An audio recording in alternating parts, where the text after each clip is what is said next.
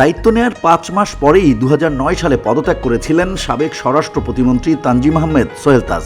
এবার পদত্যাগের বিষয়ে মুখ খুললেন সাবেক এ স্বরাষ্ট্র প্রতিমন্ত্রী। সম্প্রতি নিজের পদত্যাগ ও শেখ হাসিনার সঙ্গে সম্পর্ক কেমন ছিল সেসব বিষয়ে একটি সংবাদ মাধ্যমের সঙ্গে খোলামেলা কথা বলেছেন তিনি। সোহেল তাজ বলেন, আমি যেদিন স্বরাষ্ট্র প্রতিমন্ত্রীর দায়িত্ব নিয়েছিলাম সেদিন কেঁদেছিলাম। আমি সেদিন অনুধাবন করতে পেরেছিলাম যে আমি বড় একটি দায়িত্ব নিতে যাচ্ছি। আমি বাংলাদেশকে পরিবর্তন করার ক্ষেত্রে খুবই উৎসাহী ছিলাম, কিন্তু আমার সঙ্গে দেশের সঙ্গে ও দলের সঙ্গে শত্রুতা করা হয়েছে। তিনি আরও বলেন, আমি পরিবারতন্ত্রে বিশ্বাস করি না।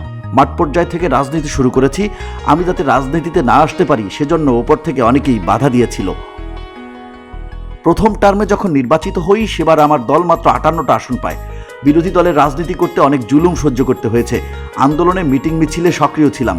দলে আমার কন্ট্রিবিউশন ছিল। আমি কারো পরিচয় মন্ত্রিত্ব চাইনি। আমি মনে করি নিজের যোগ্যতায় স্বরাষ্ট্র প্রতিমন্ত্রীর দায়িত্ব পেয়েছিলাম। মন্ত্রিত্ব কেন ছেড়েছিলেন এমন প্রশ্নের জবাবে সোহেল তাজ বলেন, আমি দুর্নীতি দেখেছি, অনিয়ম দেখেছি। বিডিআর বিদ্রোহের তদন্ত কাজ আমার ভালো লাগেনি। সেখানে অনিয়ম হয়েছে। আমি স্বাধীনভাবে কাজ করতে পারছিলাম না। একটা পর্যায়ে পুলিশের ঊর্ধ্বতন কর্মকর্তাদের নির্দেশনা দেওয়া হয়েছে স্বরাষ্ট্র প্রতিমন্ত্রীর কথা না শুনতে। তারা আমার কথা শুনবে না, কিন্তু আমাকে আমার ওই পদে থাকতে হবে।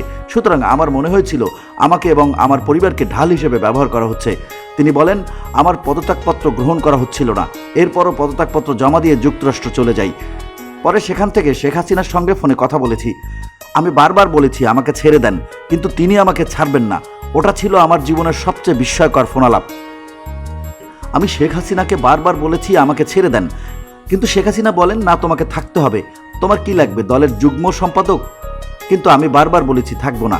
সোহেল তাজ বলেন, সবচেয়ে আশ্চর্যের বিষয় হলো শেখ হাসিনা ফোন কলে গান গাওয়া শুরু করলেন। তিনি গাইলেন, আমি তোমাকে ছাড়বো না, আমি কাউকে ছাড়ি না। আমি শুনে অবাক হয়ে গেলাম। এটার মানে কি? প্রধানমন্ত্রীকে আমাকে হুমকি দিলেন নাকি স্নেহ দেখালেন? অনেকেই বলেন এটা স্নেহের একটা বিষয় ছিল। এরকম অনেকগুলো কারণে আমি পদত্যাগ করেছি। সোহেল তাজ বলেন, পদত্যাগের পর আমাকে নাজেহাল হতে হয়েছে। আমার বিরুদ্ধে অনেক অপপ্রচার চালানো হয়েছে। বাংলাদেশে আসলে গোয়েন্দারা আমাকে অনুসরণ করত। ওই সময় আবার অনেকের গুম হওয়ার তথ্য পাওয়া যাচ্ছিল। একটা আতঙ্কের পরিবেশ ছিল। আমার এক ভাগ্নেকে তার ব্যক্তিগত কারণে গুম করা হয়েছিল।